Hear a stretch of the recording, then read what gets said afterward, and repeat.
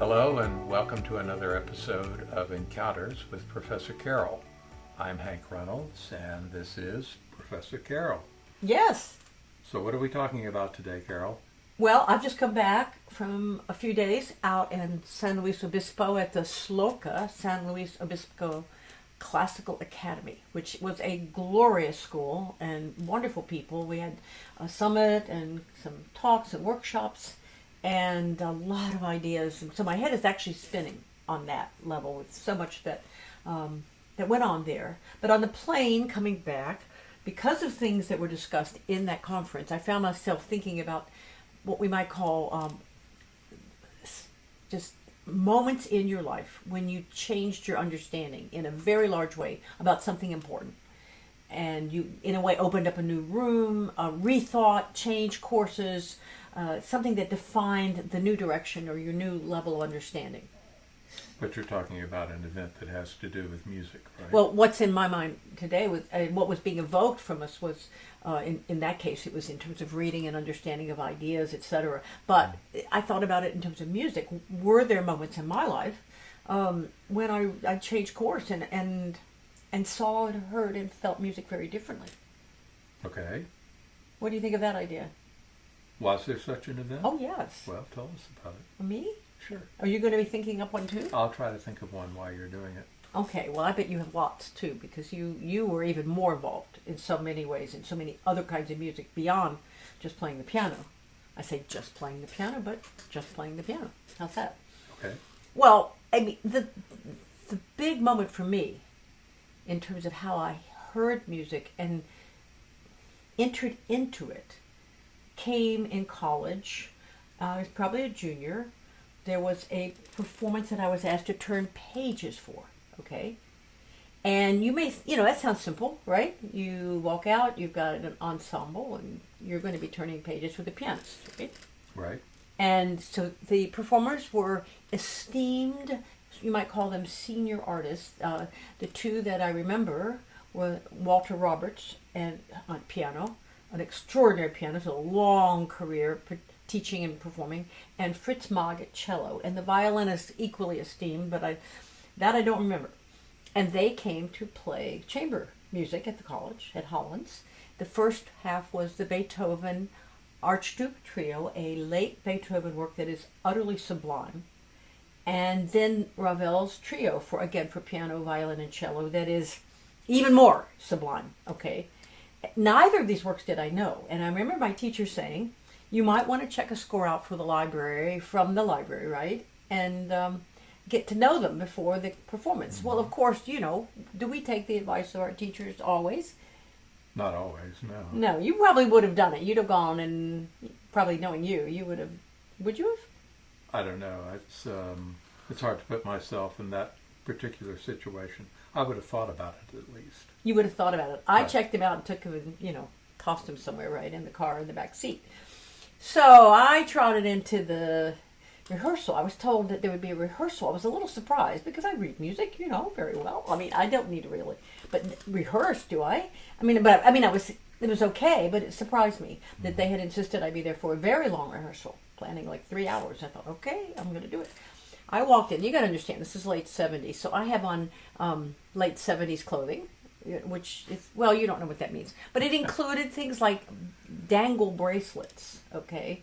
Dangling, bobbling bracelets, and probably some ridiculous cuffed shirt, and probably fabrics that were, voluminous, and probably dangly earrings. It just was. I just know it was. But my hair and my face, much more than now. I mean, it was, hey, I just know what it was. And these gentlemen were so gracious, and off we started. And actually, we didn't get very far before I was stopped. And Walter Roberts stopped and explained some things to me. He asked me how I was planning to dress for the concert, which, of course, I thought was shocking in a way. The last thing I expected. Well, it's the page turner. You want to be invisible, basically. Yeah, you want to be invisible and without noise. Right. And there I was with my dangling bracelets, right? Mm-hmm. All right. And so he quickly explained to me what would not be a good idea. And I was a little taken back. He was very kind about it. And he then showed me actually showed me how you need to turn pages. Now you have to understand, I'm a college student. I know everything, right? So he told me, I was leaning over. You don't do that. You stand, and you have to get your body so that it's really not there, and your arm needs to go over at the right moment, and you grasp the far page, upper right, right hand corner, but you have to have it firmly, and you have to make sure you have that page at the right moment, and you have to know the right moment. I had a pretty good idea of the right moment, but what I did not know about is that he had a loss of peripheral vision. Now, he knew every note of his part. He knew every note of the violin part and the cello part.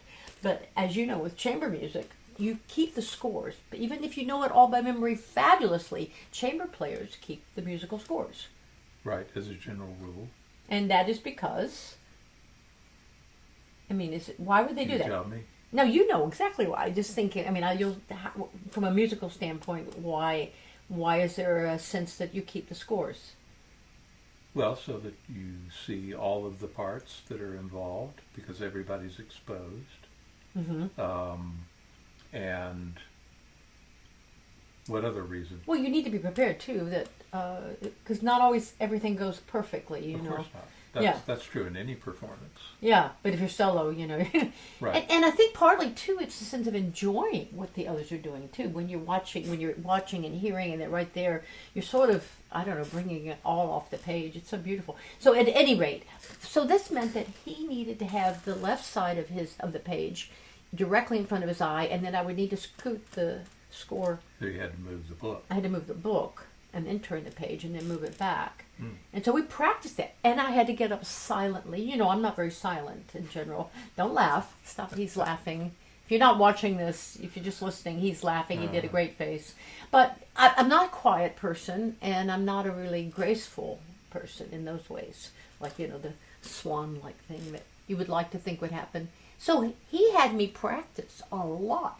Standing up, grasping the book, moving it so the right page was directly in front of him, and then grasping the paper, and then being ready to turn at, a good 4, 5, 6, 9 measures before the end, which is okay, that's normal, except on this page where it needed to be absolutely the last second, and absolutely the last second with these little tiny marks.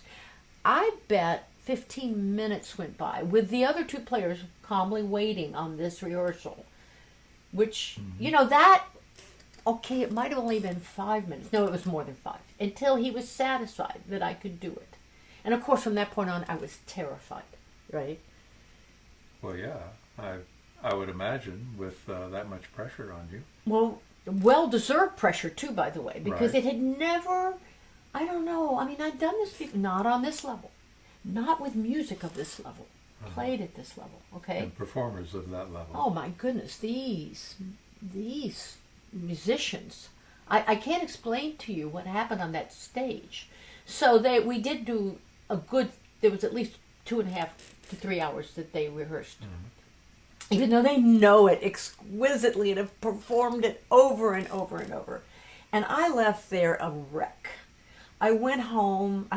First I went to the library. I got the recordings. I went home. I spent the evening till very late listening to recordings, studying the scores, and the next day was terrified too, I must say, until the performance. I even called my teacher, as I remember, and said, can anyone do this? Can you do it? But he couldn't, you see, for some reason. It's in your lap, do it. And I tell you what I remember though was just the intensity.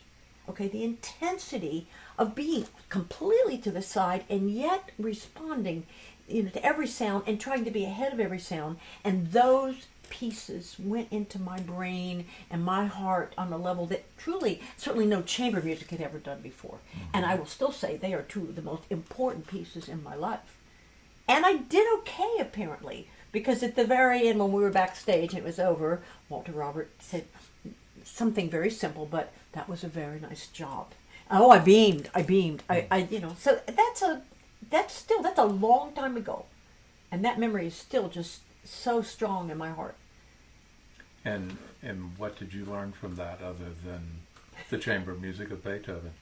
And the chamber music of Ravel, and not to wear dangled bracelets. And, Right. and I learned to listen and to be aware with an intensity I had not before brought to the listening experience, or even the performing in terms of ensemble.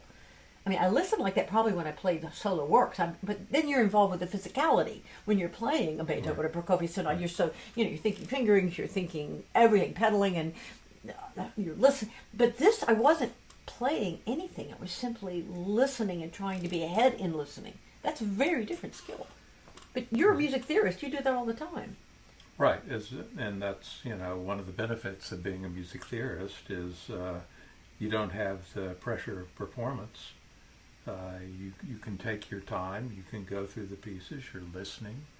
You're digesting what's in them, and at difficult moments you can stop and think about it.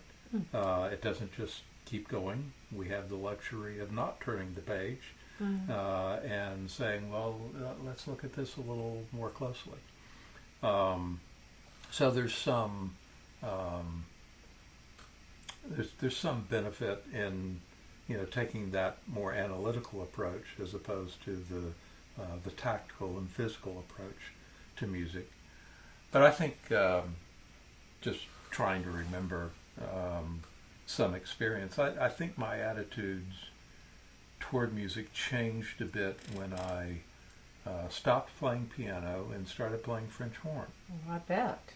And of course, I wasn't playing at a very high level initially. I progressed reasonably well on French horn, but it changed from a solo experience to an ensemble experience, and I got a lot more enjoyment out of music when I was playing with other people. And it just, having to listen to what other people are doing, matching what they're doing, coordinating all of that, that was, and plus there's a social aspect to it as well. And that, I think that was an eye-opening experience in terms of how I looked at music. And of course, the flip side of that is that it became very difficult to practice the horn because you didn't have other people around you and you were only making a small piece of the music. You weren't hearing the whole thing. If you sit down to play a piano sonata, there it is. You're either playing it well or you're not playing it well, or you're learning it or whatever, but the whole thing is there. And when you're trying to practice horn, you're playing scales, you're playing exercises, you're playing little excerpts, but you're not putting it all together. And that requires a different kind of discipline, I think, to sit in the practice room and do that by yourself over and over again. It's probably a discipline that I needed to work on more than I did. But that also is a very different kind of experience. So, I mean, would you hear in your own mind, make yourself hear the parts, or were you just trusting the timing, or? Well, up to a point you hear the other parts, but you're still not playing in a group. You're not doing what.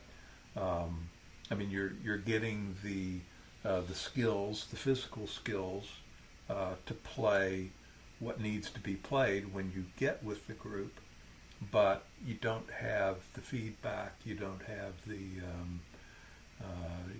social aspect. You don't have the person sitting next to you that you're trying to stay in tune with, and your at least my imagination is limited in terms of how much of the orchestra I can put together in my head and hear while I'm working on my solo part or on a part that isn't even a solo, just a difficult passage. And the horn is notoriously uncooperative, right? So the pressure, that's one of those instruments that it goes wrong on an important passage, everybody hears it, correct? Yes, and there is a tendency to make those kinds of mistakes on horn, more so than in some other instruments. But frequently on horn, you're not out front. You're playing a supporting role. But then when the solo comes along, it's very exposed.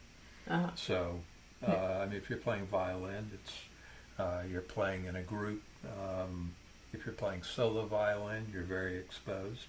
If you're playing one of the principal wind instruments, you're exposed. But horn is kind of its own world in a way. Yeah. And horn players are their own world too. I think they tend to be introverts, I think. Yeah, we should do a podcast on the different kinds of people who play the different kinds of instruments and gravitate towards, strings versus winds versus percussion. That could be fun. Could be. Couldn't it be? Mm-hmm. Because it is different. It's like it's gravitating towards different sports almost. Track versus basketball. Right. But it's partly what you're attracted to. Yeah. And partly what that instrument then makes of you after you pick one. Because it has some effect on how you view things and how you develop musically, obviously. That would be a good encounter to have. Okay. I know one thing that I envy people who played in ensembles, because playing the piano can be very lonely. And when we do that show or that podcast, we can get back to that, because a lot of people say, "Oh my, Johnny doesn't enjoy playing the piano, doesn't enjoy piano lessons." Now that I think, well, maybe if it were oboe or trombone or the flute or percussion or the harp or whatever, it would be a lot more interesting, right? Or maybe as a pianist, you want to go in the direction of accompanying. Exactly. Which is its own skill. Yes, and you're not alone. No, you're not alone. Yeah, music is meant to be connecting you with other people, encountering, if you will, one another. Very good. All right. Well, how about that? We got that all wrapped up, didn't we? Okay. All So, what's coming up? Let's see. You're getting ready to go to Weimar, and you'll be over there about 5 weeks, right? 4 or 5. I think. Our favorite place when we're not here is there. Is there. So we'll have some German input coming up, and conferences are coming, and I'm still processing everything I experienced in beautiful San Luis Obispo. I mean, that was really a lot to think about. And you have a night at the opera coming Oh, up. that, yes, I do, of course. I was thinking more about cutting out and being about, but we have one of our favorite things, A Night at the Opera, which is our series we started during COVID, and it's still running. Almost every month we do an opera of some sort, musical theater or opera. We've done 20-some, I think. 20-some, yeah, I like that number, 20-some. Right. And this time we'll be doing Puccini's one-act Gianni Schicchi, which is very funny, classic, Italian comic opera plot, but with it's famous for its Puccini. It's cute, it's well done, it's a nice work, but it also has that one aria that everybody will recognize, even if they think they don't know it. It's just Right. yeah. They will have heard it on commercials, if nothing else. On short commercial, because it's very short, but it's gorgeous. Right. So we'll be looking at what happens when you have one super pop hit in the middle of your work and what that does to the rest of the work. And we'll talk about all those issues coming up soon. So if you go to ProfessorCarroll.com, that information will be there right on the home page where you can find it. Sign up for the Night at the Opera webinar and look for other things that we have going on. And we record it, so if you can't be there at the, if you can't come to the theater with us that night on the virtual theater, if you will, then you can always enjoy it later.